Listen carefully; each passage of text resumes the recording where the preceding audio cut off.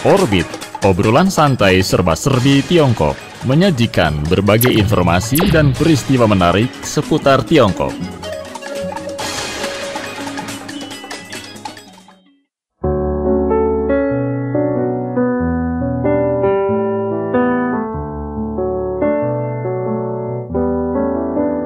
Pendengar, apa kabar Anda hari ini? Sudah 1 minggu kita tidak berjumpa. Saya berharap kita semua selalu dalam keadaan sehat dan selalu setia bersama kami dalam Orbit, obrolan santai serba-serbi Tiongkok. Nah pendengar, dalam Orbit kali ini saya Aksan Prawira akan mengajak Anda menyimak perbincangan tentang festival yang dirayakan hari ini di Tiongkok, yaitu Festival Lapa. Festival ini dirayakan pada hari ke-8 bulan lunar terakhir, mengacu pada permulaan tradisional perayaan Tahun Baru Imlek. La sendiri secara harfiah berarti bulan ke-12 dalam penanggalan Imlek, dan Pa berarti 8.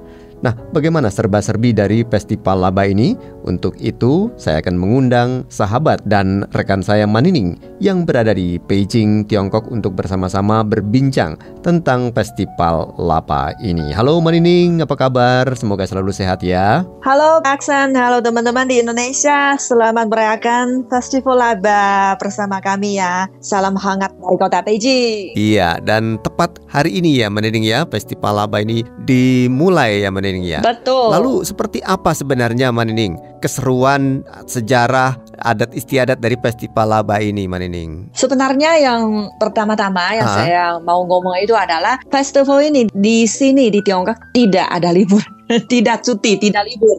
Kami tetap bekerja. Nah, hari ini hari Kamis ya, jadi kami harus kerja. Dan kami waktu sudah pulang rumah biasanya akan minum bubur lapa. Nah Manining, kalau boleh tahu lebih jauh, makna dari festival ini apa sebenarnya Manining? Festival ini lah artinya bulan ke-12. Dan dia juga ada satu arti yang lain adalah berburu. Dan Pa artinya tanggal 8 atau hari ke-8. Makanya hari ini kalau menurut kalender Imlek ya, hari ini adalah tanggal ke-8 bulan ke-12. Nah, makanya setiap tahun hari ini akan bukan tetap pada tanggal ini ya, tetapi dia akan berubah-ubah karena ini adalah menurut kalender Imlek, bukan menurut kalender matahari. Berubah-berubah ya? Ya, kebetulan tahun ini jatuh pada hari ini. Nah, hari ke-8 bulan ke-12 adalah Festival Lapa. Oh ya, lalu Manining, kita tahu festival ini sudah lama dirayakan ya. Lalu awalnya seperti apa ini Manining? Sebenarnya festival ini katanya ya, dia mula-mula adalah satu festival agama Buddha. Karena katanya Sakyamuni menjadi Buddha pada hari ini. Makanya ini dulu adalah satu festival agama Buddha dan sudah mulai ada pada tahun 600-an. Makanya sudah lama banget ada tradisi ini. Jadi berkembang lama-kelamaan sampai sekarang tidak agama Buddha saja, tapi sudah menjadi satu festival atau hari raya di masyarakat Tiongkok. Sudah menjadi tradisi ya Manining ya? Ya, sudah menjadi tradisi bagi semua orang. Misalnya saya sendiri, saya tidak beragama Buddha, tapi kami juga merayakan ini sudah menjadi satu festival. Nah, tapi sekarang ini masih kami bisa lihat, misalnya pada hari ini di kuil akan dikasih buburnya kepada orang yang miskin lah, atau penganut agama Buddha. Jadi kalau ada penganut agama Buddha atau orang miskin bisa minta buburnya dari kuil. Mungkin bukan semua, tapi kebanyakannya akan kasih. Iya. Biar membantu mereka lah, atau menyampaikan ucapan selamat kepada semua orang itu. Ini adalah asal-usulnya ya, hari Lapa. Dan tadi saya juga bilang, kami tidak usah ke kuil. Setiap rumah kami biasanya akan minum bubur juga. Kalau misalnya di perusahaannya ada kantin, biasanya akan disediakan bubur juga. Dan ada banyak orang, mereka khususnya cari restoran. Karena restoran ada banyak masakan kan. Juga ada restoran ciri khasnya adalah makan lumpia. Dan juga kalau makan lumpia ada bubur. Atau juga ada restoran khusus bubur. Jadi bisa menjadi penuh, antre sampai. Jadi setiap orang pada hari ini akan minum bubur. Tapi ngomong-ngomong, buburnya ini bubur khusus atau memang bubur biasa Manining? Buburnya bukan bubur yang biasa. Biasanya kalau buburnya di sini ya, di Tiongkok Utara, kami bubur beras aja atau buburnya kacang merah. Tapi kalau pada hari lapa itu buburnya katanya harus ada 8 jenis. Tetapi saya merasa 8 jenis ini hanya bilangan saja. Misalnya kalau di Beijing, kami tidak hanya 8 saja, kami mungkin bisa sampai 20. Oh, gitu. Kami suka apa? Misalnya kalau di Beijing, banyak sekali. Kami bahkan biasanya ada bubur beras lah, misalnya ada bubur berangan, misalnya bubur beras cali, ada sekoi, atau bubur Jawa Ud, ada misalnya jujube, ada misalnya bijinya dari bunga teratai, atau ada misalnya kenali, longgan, dan bahkan misalnya kami di Beijing juga bisa masukin, misalnya kalau yang lebih suka manis itu bisa kasih anggur kering, atau bisa kasih misalnya bunga rose, itu juga bisa ditaruh di dalamnya. Jadi makanya kamu suka apa, bisa masukin apa, bisa sampai 20 lebih jenisnya. Dan untuk persiapannya juga lebih rumit lagi. Oh, persiapannya juga rumit ya? Ya, karena ini macam-macam kan.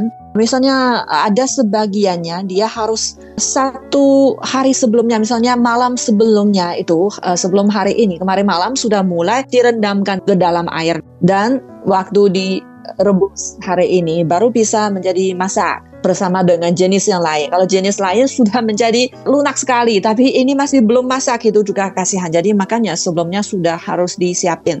Nah, esok pagi kami merebusnya sampai sudah bisa diminum. Nah, jadi bubur ini adalah yang harus kita makan setiap hari pada sampai sekarang ini. Meskipun sekarang kami harus kerja, tidak libur, tapi biasanya kami akan merebus buburnya untuk keluarga. Karena ini adalah ucapan selamat kepada semua sanak keluarga kami, itu biar mereka bisa sehat, bisa sukses pada tahun yang baru.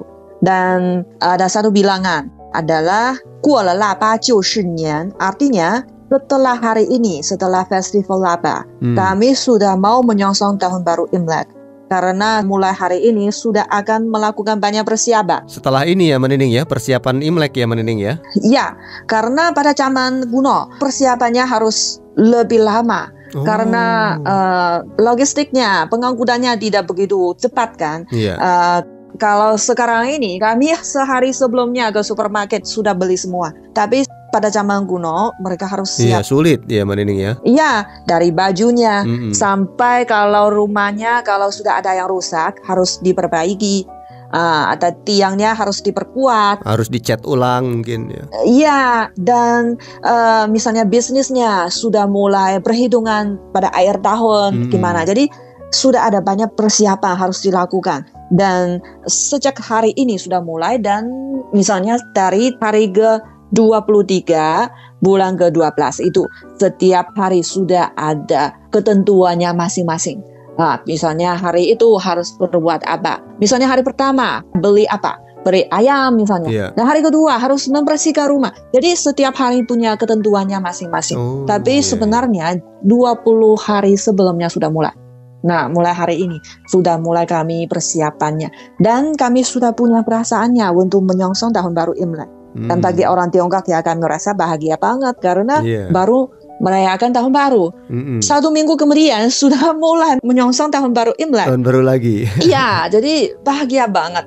Dan misalnya kalau kami minumnya bubur pada hari ini, di setiap provinsi adat istiadatnya juga beda banget. Beda-beda ya Menining ya? Beda-beda, menurut di daerah itu punya apa. Atau orangnya, lidahnya lebih suka apa itu.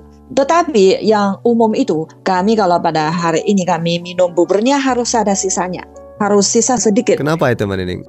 Itu maksudnya tahun depan masih ada sisa. Jadi tahun depan maksudnya harapannya tahun depan jangan kekurangan. Jangan tidak cukup. Itu maksudnya. Makanya harus ada sisanya. Harus disisakan ya? Iya. Nah lalu selanjutnya bahan-bahan apa yang harus disiapkan lagi Menining? Mulai hari ini kami siapin adalah misalnya di Beijing kami makan bawang putih. Itu bukan untuk dimakan hari ini, tapi mempersiapkan bawang putih lapa. Bawang putih lapa itu dia bukan bawang putih yang langsung dimakan atau dimasak, itu bukan. Kami biasanya akan memilih bawang putihnya yang kulitnya ungu, kulitnya merah itu, dan dikupas kulitnya dan disiramkan dengan air panas. Kemudian kami taruhnya di dalam satu botol dan masukin cuka ke dalamnya dan ditutup. Oh, bawang putih yang sudah dimasukkan botol tadi dimasukkan cuka ya, Mbak Nining ya? Iya, dan ada sebagian orang selain masukin cuka juga masukin gula di dalamnya. Dan tutupinnya dengan baik-baik sampai tahun baru Imlek. Sudah 20 hari kan? 20 hari dibuka. Dia bawang putihnya akan menjadi warna giok, warna hijau. Hijau begitu ya? Iya, dia direndamkan di dalam cuka kan. Jadi sebelum direndam dengan cuka, kalau langsung makannya, biasanya bawang putih itu akan rasanya lebih keras, rasanya lebih pedas, lebih tajam. Tapi kalau sudah direndamkan ke dalam cuka, rasanya hilang dan rasanya agak segar. Karena tahun baru Imlek kami harus makan pangsit kan. Makan bersama dengan bawang putih ini, wah enak sekali. Makanya ada adat istiadat pada hari ini adalah kami harus mempersiapkan bawang putih lapa. Oh, gampang sekali membuatnya ya, Nining ya. Bawang putih direndam cuka, ditunggu 20 hari, jadi begitu ya. Ya, tapi ini bukan semua orang bisa sukses. Saya sendiri juga pernah coba. Karena saya melihat orang tua saya, mereka lagi siapin, saya juga mau ikut. Dan ada 3 botol, setiap orang 1 botol. Dan botol saya itu waktu dibuka dia warnanya masih putih, tidak berubah menjadi hijau. Saya nggak tahu kenapa. Padahal sudah direndam air cuka ya, Mbak Nining ya. Iya, iya. Ayah saya bilang mungkin bawang putihnya kami harus pilih yang kulitnya warna merah atau ungu itu. Ini adalah jenis bawang putihnya. Dan keduanya mungkin ada hubungannya dengan suhunya di dalam ruangannya gimana itu. Jadi mungkin saya tidak terlalu tahu. Makanya bawang putih saya masih warna putih. Kasihan. Tapi bisa dimakan lah, bisa dimakan. Iya. Rasanya tapi sudah enak ya, Mbak Nining ya? Iya, enak juga. Tapi kurang asik karena kalau menjadi warna giok itu cantik sekali. Warna hijau itu cantik sekali. Nah, Mbak Nining, ini kan tradisi dari zaman kuno ya?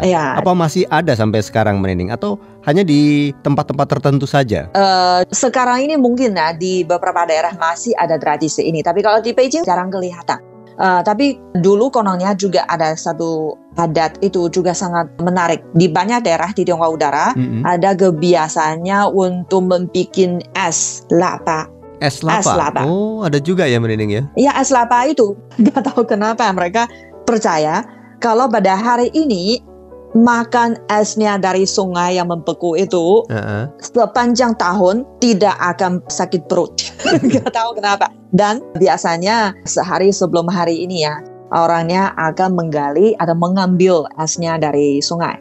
Atau kalau mereka merasa kurang bersih ya, mungkin air sungainya kurang bersih, mereka akan mengambil airnya dari sumur dan taruh ke dalam baskom biar membeku, karena di luarnya dingin sekali, minus pasti akan membeku.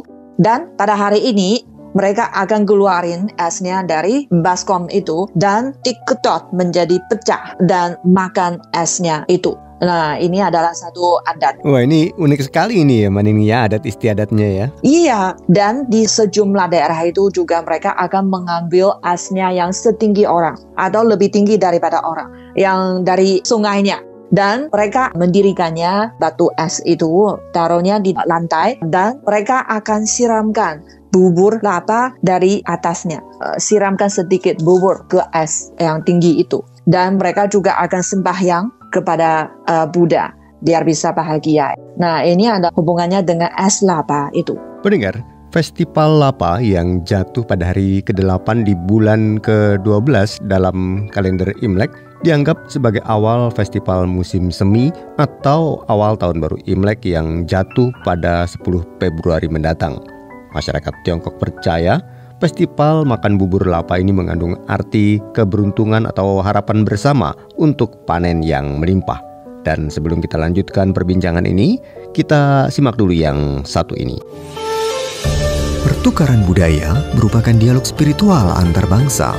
Mari mengenal Tiongkok lewat suara dalam Kilas Tiongkok. Dirayakan pada hari ke-15 bulan pertama Imlek, Festival Lampion secara tradisional menandai akhir periode Tahun Baru Imlek. Festival ini memiliki banyak makna, salah satunya reuni keluarga dan hari pembebasan. Beberapa orang menyebutkan Festival Lampion sebagai Hari Valentine Tiongkok. Saat festival diselenggarakan, banyak tradisi spiritual kuno yang juga ditampilkan. Saat Festival Lampion, biasanya orang-orang kerap menyalakan lampion atau melihat bulan, bermain teka-teki, pertunjukan barongsai, menyantap makanan tradisional, dan masih banyak lagi lainnya. Sejarah Festival Lampion telah ada lebih dari 2000 tahun silam pada dinasti Han Barat. Perayaan ini ditetapkan oleh Kaisar Wu. Setelah terjadi kerusuhan karena perebutan kekuasaan, Kaisar Wen sebagai kaisar baru menetapkan tanggal 15 untuk perayaan perdamaian dan menjadi hari libur nasional. Setiap rumah merayakan kebahagiaan dan bersenang-senang dengan menyalakan lampion dan juga lilin. Sementara Kaisar Ming dari dinasti Han Timur setelah mendapatkan informasi bahwa para biksu menyalakan lilin untuk Sang Buddha setiap tanggal 15, ia langsung memerintahkan kuil dan istana untuk ikut menyalakan lilin, dan bagi warganya diperintahkan untuk menggantung lampion. Hal itu kemudian yang menjadi awal kemunculan Festival Lampion yang berasal dari gabungan kedua acara tersebut. Kilas Tiongkok.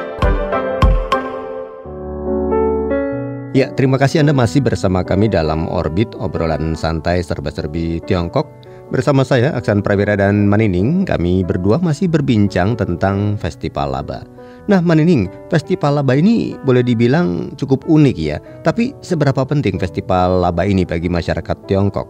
Hari Laba ini kalau menurut kalender Imlek ini sangat penting. Kenapa? Karena pada zaman kuno ya, mereka melakukan pertanian itu harus melihat cuacanya, perubahan iklimnya. Itu penting sekali karena tidak ada alatnya yang seperti modern sekarang ini. Jadi mereka harus melihat pada hari ini cuacanya gimana. Mereka akan tahu tahun depan gimana. Karena biasanya hari ini pada musim yang paling dingin kan, paling dingin. Kalau kami mengambil esnya dari sungai itu, esnya sangat keras, cukup keras dan cukup besar. Karena kalau kurang keras pasti dia pecah-pecah besar. Jadi sepotongnya tidak begitu besar. Dan kalau dia cukup keras dan cukup besar, maksudnya hari ini sudah sangat dingin sekali. Nah, cuacanya sudah dingin sekali, maksudnya tahun depan pasti akan panen raya. Dan kalau misalnya hari ini, karena setiap tahun kan, hari ini tanggal yang beda-beda kan, kalau cuacanya hari ini kurang begitu dingin, maksudnya dia esnya kurang tebal, kurang keras. Kalau sudah diambil cepat cair, maksudnya hari ini agak hangat. Daripada tahun-tahun sebelumnya agak hangat. Makanya mereka sudah tahu musim semi mendatang itu akan agak dingin dan cuacanya akan lebih lambat menjadi hangat. Jadi mungkin harus lebih lama baru menjadi hangat. Mungkin sudah memasuki musim semi akan dingin sekian lama itu. Makanya tahun depan mungkin kurang panen atau panennya akan terganggu, akan kurang bagus. Jadi mereka harus melakukan persiapan untuk mengubah sedikit itu. Nah, jadi saya merasa itu juga cukup ilmiah ya, karena orang dulu kan mereka harus melihat atau meneliti perubahan cuacanya menurut ini. Nah, melihat esnya gimana. Nah, makanya biasanya sekian ini adalah periode yang paling dingin ya pada hari ini. Makanya kami juga harus berhati-hati pada hari ini. Misalnya ada yang memelihara ayam, misalnya memelihara bebek, itu kami harus memelihara mereka biar mereka bisa di kandang yang ditutupi ya, jangan kedinginan ya, jangan mati lah, itu juga menjadi kurang bagus lah. Itu adalah pada masyarakat pertanian ya, mereka pada zaman dulu mereka harus itu. Dan mereka harus melihat pada hari ini apakah turun hujan atau turun misalnya salju tipis atau gimana. Kalau tidak ada turun airnya, mungkin tahun depan akan lebih kering.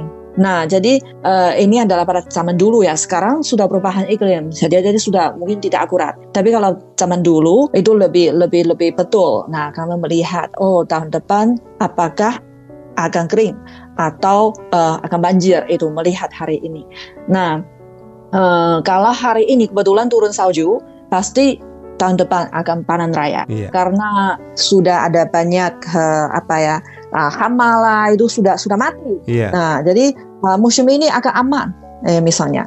Jadi lebih dingin lebih bagus pada hari ini. Nah, tapi ngomong-ngomong, Manining, kalau di Tiongkok ini kan setiap festival pasti ada legendanya ya. Iya. Nah, festival apa ini juga ada legendanya ya tentang asal-usul Ada. dirayakan festival apa ini ya. Seperti apa ini, Manining? Ya, tadi kami bilang itu mungkin ada agama Buddha dan ada ceritanya mungkin mengenai Buddha Sakyamuni, dan ini adalah yang pertama, dan juga ada banyak legenda-legenda yang lain. Misalnya ada yang bilang misalnya dulu kan Kaisar Qin Shi Huang, kaisar yang pertama, dinasti Qin itu dia menyatukan seluruh negeri Tiongkok. Waktu itu adalah satu negara itu mereka masih belum dinyatukan, tetapi Kaisar Qin Shi Huang menyatukan seluruh Tiongkok, dan mulai dinasti itu mereka mulai membangun tembok besar, untuk pertahanan. Tetapi pembangunannya tembok besar itu harus dengan bekerja yang keras banget ya dari para pekerja.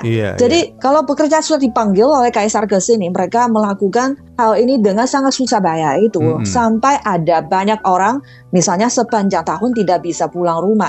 Ada kalau mereka mau makan apa harus diantarin oleh sana keluarganya ke tembok besar. Biasanya tembok besarnya bukan di pusat kota, mereka biasanya di pinggir kota. Jadi jauh sekali. Makanya kadang-kadang mereka sudah tidak ada makanan, sudah kelaparan misalnya, dan juga ada sebagian orang sampai bisa mati. Nah, suatu tahun pada hari ini tanggal ke-8 bulan ke-12, mereka yang sudah lapar itu mereka mengumpulin beras-berasnya yang masih sisa itu, dikumpulin bersama-sama untuk merebus menjadi sekuali bubur, dan setiap orang minum satu mangkok. Tetapi akhirnya mereka tetap mati kelaparan. Nah, untuk memperingati pekerja ini, katanya ya setiap hari ini akan minum bubur untuk memperingatinya dan mengkritik pekerja yang begitu keras itu. Nah, ini adalah satu legenda. Nggak tahu apakah betul ya, tapi ada yang bilang gini. Dan ada yang satu legenda ini adalah pada dinasti Jin Barat itu ada seorang pemuda. Dia tidak rajin. Dia setiap hari iseng-iseng aja, santai-santai aja. Dan kalau di rumahnya ada apa, dia makan apa aja. Dia tidak mau mencari makanan lagi. Dan dia sudah menikah. Istrinya kasih nasihat kepada dia, tapi dia tidak mau dengar. Nah, sampai akhir tahun, sampai hari ini, di rumahnya sudah tidak ada makanan lagi. Sama sekali tidak. Makanya dia sampai kelaparan. Dia mencari-cari ke mana-mana. Hanya ada beras yang sisa-sisa saja, yang sedikit saja yang sisa. Makanya dia mencucinya dan merebus semongkok bubur. Waktu dia minumnya, dia rasa sudah kesal. Dia rasanya, wah, saya tidak bisa begini lagi ya. Saya harus bekerja keras, saya harus rajin lah. Jangan kelaparan sampai semongkok nasi pun nggak ada. Kemudian orang lokal di sana, mereka semua tahu cerita ini di kampungnya. Makanya mereka setiap tahun hari ini mereka akan merebus bubur lapa untuk mengingatkan diri sendiri. Jangan lupa rajin, jangan lupa hemat, jangan lupa bekerja keras untuk kehidupan lamos. Dan ada legenda lagi, ada seorang jenderal namanya Yue Fei pada zaman kuno di Tiongkok. Yang terkenal ini, Manining ya? Iya, sangat terkenal. Jenderal Yue Fei sangat terkenal. Mereka melawan suku Jin dan di satu kota namanya Zhu Xianzhen. Nah, kebetulan pada hari ini sangat dingin sekali. Nah, tentaranya makanannya kurang cukup, bajunya kurang cukup, makanya kelaparan dan kedinginan. Nah, pada saat itu semua orang-orang lokal itu, penghuni lokal itu, mereka sangat mendukung mereka kan. Makanya mereka andarin bubur kepada tentaranya biar prajuritnya bisa makan sampai kenyang. Dan bubur ini adalah buburnya dari katanya 1000 keluarga itu. Nah, dari dukungannya masyarakat, mereka menang dalam satu perang. Nah, kebetulan hari itu adalah hari ini ya, tanggal ke-8 bulan ke-12.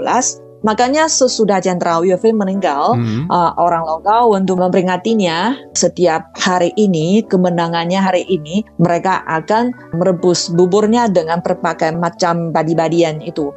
Sampai sekarang ini sudah menjadi adat istiadat. Tapi ngomong-ngomong, Manining, ada keharusan nggak bubur ini harus ada isinya apa begitu? Sebenarnya sekarang kami sudah tidak tahu di dalam bubur ini harus ada apa itu. Bagi kami orang muda sudah tidak tahu, kami langsung ke supermarket. Di sana sudah tersedia bahannya. Jadi lengkap ini Manining ya? Iya. Isinya itu apa aja Manining? Badi-badian yang sudah dicampur. Ada kurma, ada jujube, ada kauci juga. Jadi sudah tersedia satu tas. Kami hanya beli satu tas. Kalau pulang ke rumah langsung taruh airnya untuk direbus aja. Jadi praktis banget ini ya Manining ya? Iya. Tinggal direbus dengan air panas langsung jadi begitu ya? Sekarang sudah lebih gampang. Jadi kami nggak usah sendiri pikir harus beli beras yang mana, jali lah, sekoi lah. Jadi sekarang lebih gampang. Tapi kami harus tahu adat istiadatnya. Makanya kalau nanti kami sudah lupa ada apa, itu nggak boleh. Makanya kami harus belajar juga ya. Harus memilih padi-padian yang mana, buah-buahan yang mana, buah-buahan kering yang mana itu. Dan juga ada legendanya yang berkaitan dengan Kaisar Chu Yuanzhang, kaisar yang pertama dinasti Ming, itu juga bilangnya juga buburnya menyelamati jiwanya Kaisar Chu Yuanzhang waktu itu. Sebelum dia sukses, dia pernah mengalami kesulitan kan, dia pernah di penjara dan dia sudah sangat lapar sekali. Dia mencari-cari, dari satu daerah ada sedikit sisanya makanan ya. Jadi dia sudah sangat lapar sekali, dia merebusnya menjadi buburnya sampai dia bisa hidup. Kemudian dia menjadi kaisar, dia sukses, dia masih ingat hari itu yang sangat susah itu. Makanya dia memutuskan menjadikan hari ini menjadi Hari Lapa, Festival Lapa. Iya. Ini semuanya adalah legenda saja, nggak tahu mana yang betul. Tapi yang lebih percaya ini adalah asal-usulnya ini adalah satu festival agama Buddha. Makanya sampai sekarang di kuil masih ada yang kasih bubur kan. Iya. Jadi memang itu panjang sekali sebenarnya itu legendanya ya Manining ya, banyak. Iya. Jadi ini salah satu juga festival yang ramai dirayakan Manining ya sebenarnya ya, walaupun bukan hari libur begitu ya Manining ya, tidak seperti kebanyakan seperti Imlek atau misalnya Cengbeng begitu ya. Ya. Biasanya sekarang kalau kami merayakan hari raya atau festival itu, kalau offline itu misalnya ke shopping mall, ke restoran, pasti ramai juga ya, khususnya restoran. Setiap festival di Tiongkok punya makanan khas. Ya, memang setiap festival di Tiongkok ini memiliki makanan khas sendiri-sendiri ya Manining ya.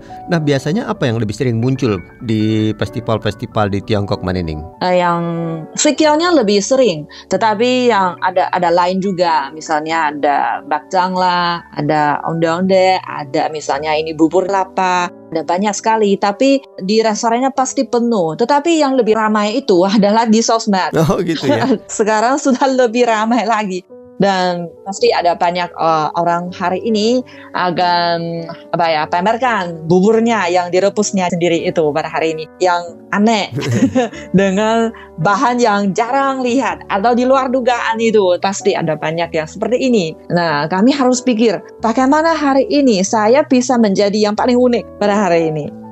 Ya, pendengar, Festival Lapa yang jatuh pada hari ini menghadirkan kuliner bubur nasi sebagai hidangan khas dari festival ini. Bubur nasi Lapa yang pertama kali dikenal pada masa dinasti Sung mengandung beras ketan, kacang merah, millet, sorghum, kacang polong, ada juga biji teratai kering, kacang merah dan beberapa bahan lainnya seperti buah kurma kering, daging kenari, almond, kacang tanah, dan lain-lain. Dan agar rasanya lebih enak, bubur ini dimasak dengan gula, bahkan beberapa orang suka menambahkan kayu manis dan bumbu-bumbu lainnya untuk menambah rasa. Dan mendengar, akhirnya waktu juga yang harus membatasi kebersamaan kita di hari ini. Semoga informasi yang kami hadirkan pada kesempatan ini bisa memberikan sedikit tambahan wawasan bagi kita semua. Akhirnya kami berdua harus pamit dari ruang dengar Anda. Saya Aksan Prawira dari Jakarta, Indonesia. Dan saya Nining dari kota Beijing, Tiongkok. Kami mengucapkan terima kasih atas perhatian Anda. Sampai jumpa.